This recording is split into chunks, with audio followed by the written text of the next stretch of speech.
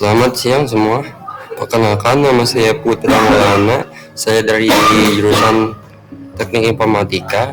Pada kali ini saya ingin mengajarkan mites dari pengantar informatika.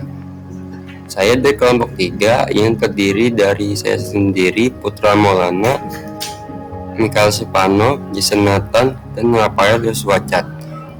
Kali ini saya ingin menjelaskan topik 1, yaitu Introduction to Computer Science. Topik-topik utama yang akan ingin saya jelaskan pada video ini diantara lain, yang pertama adalah definition of computer atau definisi dari ilmu komputer. Yang kedua adalah history of computer atau sejarah dari terbentuknya komputer. Yang ketiga yaitu introduction to the world of computer atau pengenalan tentang dunia komputer. Yang selanjutnya, definition of computer science. Menurut CSAB atau Computing Sciences Accreditation Board, ilmu komputer adalah ilmu pengetahuan yang berhubungan dengan komputer dan komputasi.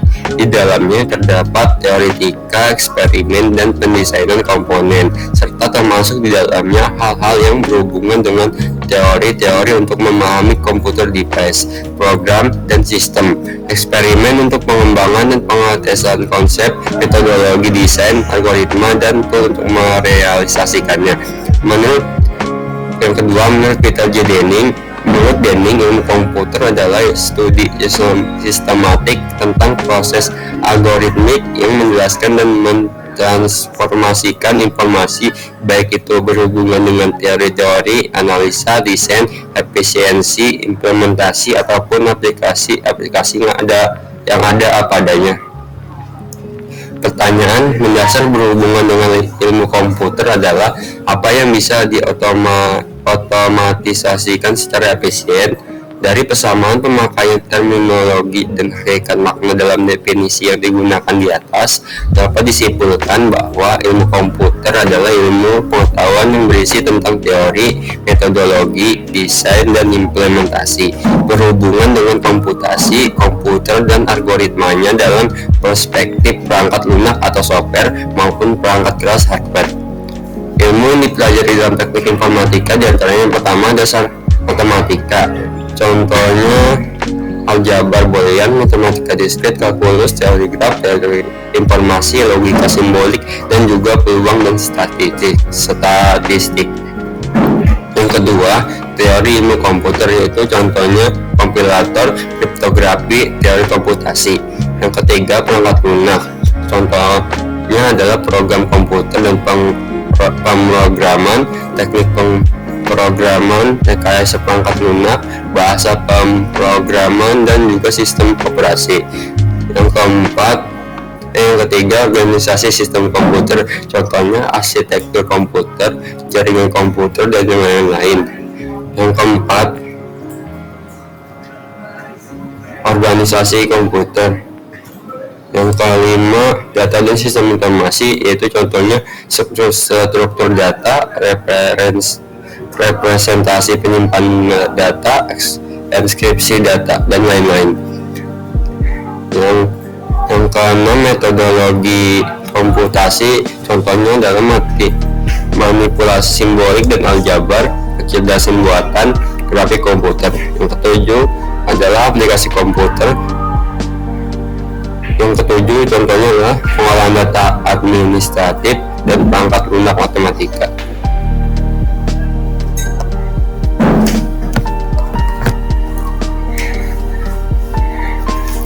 Selanjutnya, misconception about computer science, yaitu beberapa orang sering keliru tentang arti dari ilmu komputer yang sebenarnya, dan juga sering keliru akan hal yang akan dipelajari oleh ilmu komputer atau juga teknik informatika. Contohnya seperti di bawah ini.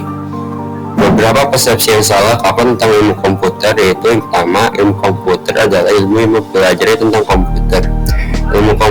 Yang kedua, ilmu komputer adalah ilmu yang mempelajari tentang bagaimana menulis program komputer.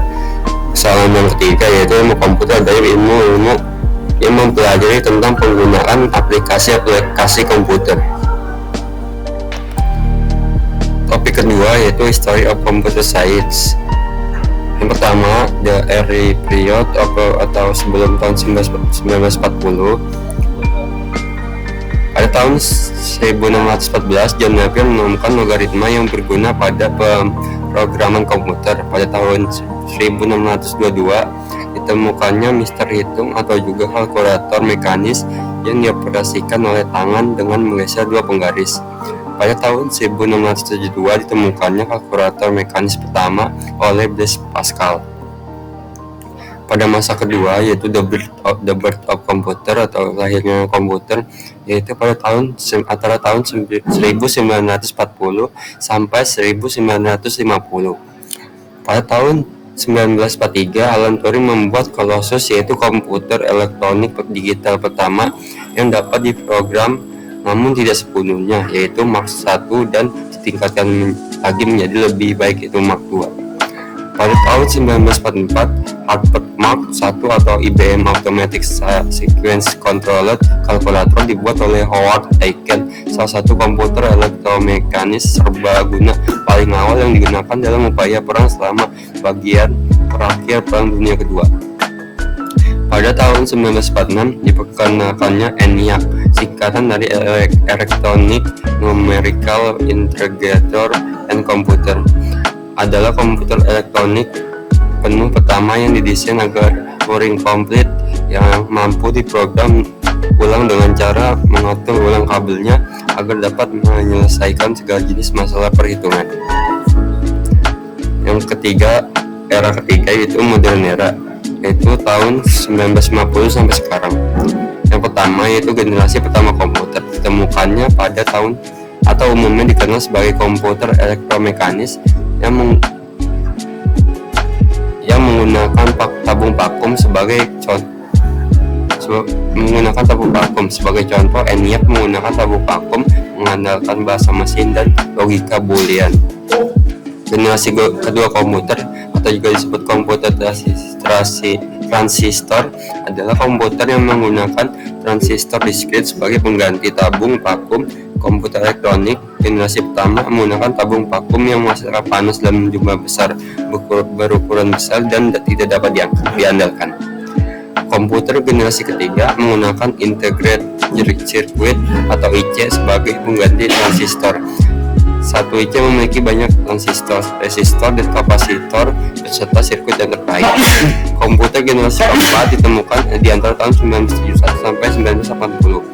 Komputer ini menggunakan teknologi VLSI atau teknologi Circuit Very Large Scale Integrate atau disingkat VLSI. Oleh karena itu, komputer ini juga dikenal sebagai mikroprosesor. Intel adalah perusahaan pertama yang mengembangkan mikroprosesor. Komputer generasi kelima adalah inisiatif 10 tahun yang dimulai pada tahun 1982 oleh Kementerian Perdagangan dan Industri Internasional Jepang untuk membuat komputer menggunakan komputasi paralel dan pemrograman logika secara masif. Topik ketiga atau yang terakhir yaitu Introduction to the World of Computer. Yang pertama, apa itu komputer? Komputer adalah perangkat elektronik yang menerima, menyimpan, memproses data dan menjadi informasi secara sistematis atau logis sesuai dengan serangkaian instruksi yang diprogram. Komputer itu berguna di mana saja. Yang pertama itu di rumah. Contoh penggunaan komputer di rumah antara lain adalah yang pertama adalah mencari informasi dan berita, bertukar email, berbelanja dan membayar tagihan, menonton TV dan video, mengunduh musik dan film, mengatur foto digital, bermain game, dan membuat rencana liburan. Yang kedua, penggunaan komputer itu pada edukasi, yaitu sebagian besar siswa memiliki akses ke komputer di sekolah. Yang kedua, beberapa sekolah mengintegrasikan e-book ke dalam kurikulum. Yang ketiga, siswa dapat menggunakan hotspot yang fiber. Yang keempat, perguruan tinggi dan universitas bahkan lebih bisa terintegrasi. Yang kelima, beberapa memiliki persyaratan komputer untuk pendaftaran. Yang keenam, disediakannya atau bawa perangkatannya sendiri atau BOD. Yang terakhir, siswa dapat melakukan pembelajaran jarak jauh. Yang ketiga, di dalam pekerjaan. Penggunaan komputer di dalam pekerjaan diantaranya adalah untuk mengontrol akses dan tindakan keamanan, untuk menggunakan profesional layanan untuk digunakan oleh militer untuk dan penggunaan umumnya itu pengambilan keputusan, produktivitas, dan komunikasi di luar kantor. Yang terakhir itu di kehidupan sehari-hari, yaitu seperti di kios konsumen, transaksi ATM, sistem pos di toko retail, sistem pembayaran mandiri, dan sistem autentikasi konsumen. Dan juga terakhir itu sistem GPS. Selanjutnya itu operasi dasar komputer. Yang pertama adalah input.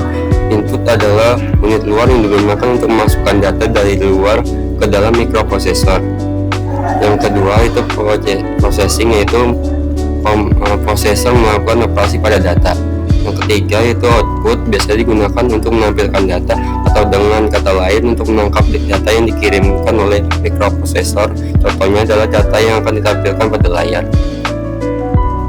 komputer atau pencetak. Yang terakhir adalah storage. Storage berfungsi menyimpan data, program, atau keuangan untuk penggunaan di masa mendatang. Selanjutnya itu hardware dan software. Hardware dan software. Yang pertama saya jelaskan hardware dulu, yaitu hardware adalah bagian-bagian fisik dari sebuah komputer. Hardware terdiri dari dua bagian, yaitu pertama internal hardware yang terletak di dalam kotak utama unit sistem dari komputer. Yang kedua external hardware, yaitu terletak di luar unit sistem. Yang selanjutnya itu di antara berikut yang perangkat yang terkait dengan kelima operasi komputer, diantaranya pertama input device, yaitu digunakan untuk memasukkan data ke dalam komputer. Contohnya adalah keyboard, mouse, scanner, kamera, mikrofon, touchpad, touchscreen, fingerprints, readers, dan lain-lain. Yang kedua itu processing device, yaitu melakukan perhitungan dan mengendalikan operasi pada komputer. Contohnya adalah Central Processing Unit atau CPU dan memori RAM. Yang ketiga yaitu output device, yaitu berfungsi menyajikan hasil kepada pengguna. Contohnya adalah monitor, printer, speaker, dan projector. Yang keempat ada storage device. Device atau digunakan untuk menyimpan data atau mengakses data dari media penyimpanan. Contohnya adalah hard drive, cakram, CD atau DVD, dan flash drive USB. Yang terakhir ada communication device, yaitu menggunakan yang itu berfungsi memungkinkan pengguna untuk berkomunikasi dengan orang lain dan untuk mengakses informasi jarak jauh secara elektronik. Contohnya adalah modem, adapter jaringan, router. Software yang kedua yang saya ingin bahas adalah software. Software adalah program atau instruksi yang digunakan untuk memberi tahu komputer perangkat keras apa yang harus dilakukan. Sistem software yaitu sistem operasi umumnya komputer dan mengontrol operasinya. Digunakan tanpa OS. Jika OS tidak bisa, komputer tidak dapat berfungsi. Membuat komputer dan meluncurkan program sesuai keinginan penggunanya atau arah penggunanya. Sebagian besar menggunakan GUI untuk berinteraksi dengan pengguna melalui ikon dan tombol, ubin, dan lain-lain. Contohnya itu Windows, Mac OS, Linux, dan Android. Yang ketiga contohnya adalah aplikasi software. Aplikasi software yaitu antara lain adalah melakukan tugas atau aplikasi tertentu, membuat surat anggaran, dan lain-lain, mengelola inventaris dan basis data pelanggan, mengedit foto, menjadwalkan janji temu, melihat halaman web, bertukar email, menggunakan DVD, mendesain rumah, dan bermain game. Contoh-contoh perangkat dari aplikasi software adalah program pengolah data, program multimedia, perambahan web, dan program email.